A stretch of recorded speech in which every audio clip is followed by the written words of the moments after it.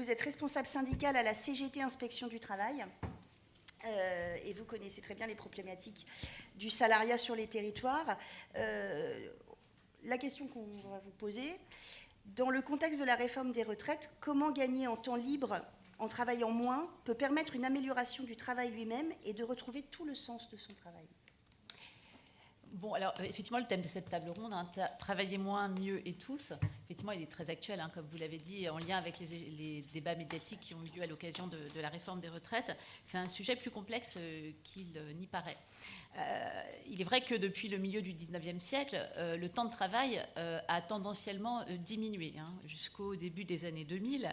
Depuis la première loi sur le travail des enfants, hein, la limitation du travail des enfants dans les manufactures en 1841, qui faisait suite à un rapport d'un médecin, hein, qui alertait, hein, sur l'état de dégradation morale et physique des ouvriers dans les manufactures, et sur l'alerte également donnée par des généraux qui ne trouvaient plus de conscrits, hein, pour aller faire la guerre, jusque, nous savons, hein, les 35 heures à l'aube des années 2000, en passant bien sûr par le Front populaire, donc la semaine de 40 heures, les premiers congés payés, etc. Ces conquis sociaux en matière de réduction du temps de travail sont cependant menacés par les politiques néolibérales mises en œuvre ces dernières années. On pense effectivement au travailler plus pour gagner plus, hein, de Nicolas Sarkozy en 2007, au report de l'âge légal de départ à la retraite en 2010 à 62 ans, et récemment par un projet non voté au Parlement à 64 ans, mais également aux différents assouplissements qui ont été introduits depuis 2008 et qui font que la durée moyenne du travail en France, finalement, est supérieure à 35 heures.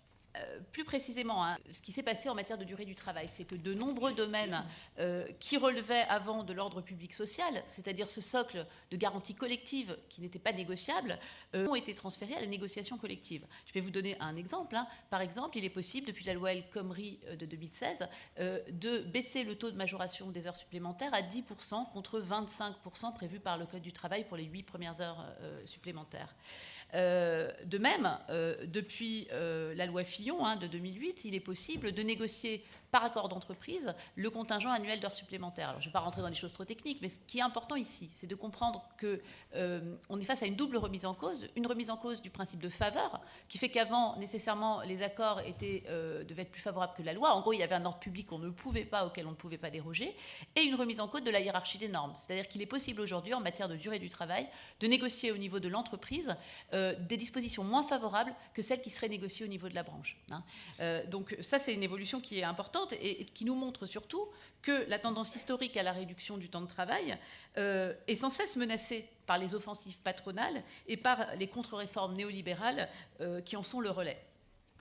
Alors, depuis une vingtaine d'années, les entreprises ont développé des organisations du travail de plus en plus flexibles qui visent finalement à optimiser les horaires de travail et à adapter la masse salariale à l'activité, quasiment en temps réel. Alors, cette recherche de flexibilité, comment se traduit-elle ?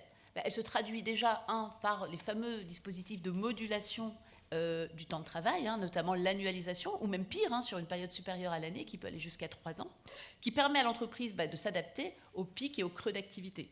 Elle se traduit par un recours accru aux heures supplémentaires et à la polyvalence.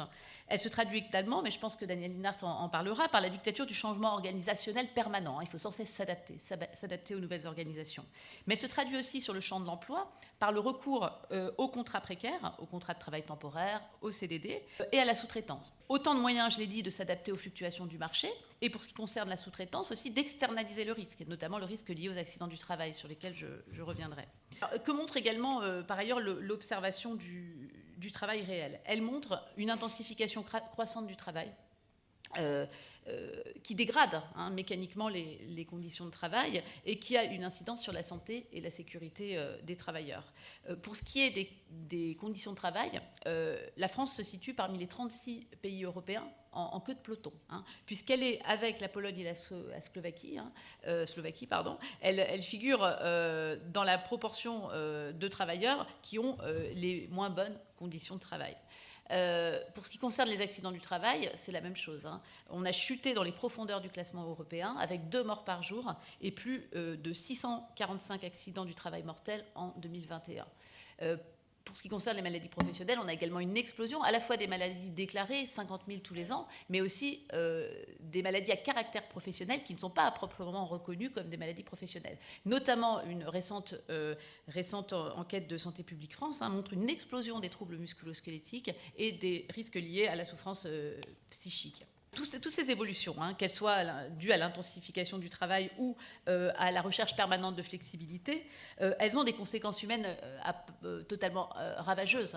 Je vous donne juste quelques chiffres. 27% des salariés à temps partiel souhaiteraient travailler plus. La précarité du travail a été multipliée par 2 en 40 ans. 15% des emplois salariés sont des emplois précaires et 85% des nouvelles embauches hors intérim se font en contrat court. Ces évolutions, elles favorisent également les inégalités femmes-hommes, puisque, comme vous devez le savoir, la différence des temps de travail entre les hommes et les femmes est la première cause des écarts salariaux entre les femmes et les hommes, écarts qui se retrouvent bien évidemment sur le niveau des pensions. On sait que plus d'une femme sur 4 travaille à temps partiel contre moins d'un homme sur 10. Il y a plus de 7 points d'écart entre le taux d'activité des femmes et celui des hommes. La bataille des retraites, finalement, elle a reposé dans le débat public la question du partage du temps de travail. Dans un contexte de sous-emploi structurel, poursuivre les politiques austéritaires qui sont menées actuellement, s'attaquer encore et toujours aux protections sociales et aux travailleurs et à leurs droits, augmenter la durée du travail revient finalement à faire basculer des milliers de travailleurs dans le chômage et la précarité. Et la bataille des retraites, elle a également reposé la question du droit au repos, et au repos en bonne santé après une vie de labeur. Ça a été dit, redit, il y a une espérance de vie, une différence d'espérance de vie de 7 ans entre un ouvrier et un cadre. Et quand on parle de l'espérance de vie en bonne santé, l'écart augmente encore puisqu'on est sur une différence d'espérance de vie en bonne santé de 10 ans. C'est dire le caractère profondément idéologique et profondément indécent d'un certain discours sur la valeur travail. Cette rhétorique qu'on pourrait dire culpabilisante a finalement un objectif assez simple qui consiste à masquer les véritables enjeux liés à la question du travail et à ses conséquences sur la santé et la sécurité des travailleurs dans les entreprises. Et le paradoxe, et non des moindres, est que ce discours sur la valeur travail, il est souvent tenu par les personnes qui ont finalement les conditions de travail les plus simples. En réalité, le travail n'a aucune valeur anthropologique, et la question du temps de travail sur les différents âges de la vie, elle renvoie exclusivement à des choix politiques, à l'idée qu'on se fait de l'homme et de la société. Que constate-t-on ?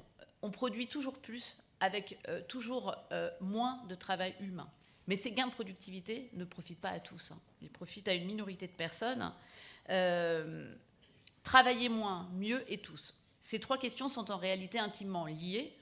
Il nous faut pouvoir travailler moins pour travailler mieux et pour travailler tous, partir à la retraite plus tôt pour permettre aux jeunes de rentrer plus vite sur le marché du travail, pour permettre aux seniors de partir plus tôt à la retraite avant de basculer dans le chômage ou la précarité, ou dans l'incapacité, comme je l'ai dit, réduire le temps de travail hebdomadaire pour en finir avec les temps partiels subis et avec le chômage de masse. Travailler mieux enfin pour pouvoir profiter de sa retraite en bonne santé. C'est pourquoi mon syndicat, parce que moi ici je m'exprime au nom de la CGT de l'inspection du travail, revendique effectivement la réduction du temps de travail sur tous les âges de la vie, le passage à 32 heures, à la semaine de 32 heures, et le retour à la retraite à 60 ans. Partager le travail, c'est réaffirmer que le droit à la récupération et au repos est un droit fondamental qui préserve la sécurité au travail et permet de prévenir l'épuisement physique et psychologique des travailleurs. Partager le travail, c'est aussi réduire la précarité et les inégalités dont j'ai parlé tout à l'heure, notamment les inégalités entre les femmes et les hommes. C'est également anticiper l'impact des nouvelles technologies en cours et à venir, et c'est concilier, bien sûr, permettre une meilleure conciliation entre vie personnelle et vie professionnelle, et ça a été dit par rapport à l'étude à laquelle vous avez fait référence. Enfin, partager le travail, en réduisant la productivité par tête, permet de booster la croissance et l'emploi. C'est ce qu'a montré la période de Jospin, où selon l'INSEE, plus de 350 000 emplois directs ont été créés. Voilà, je vous remercie pour votre attention. Merci.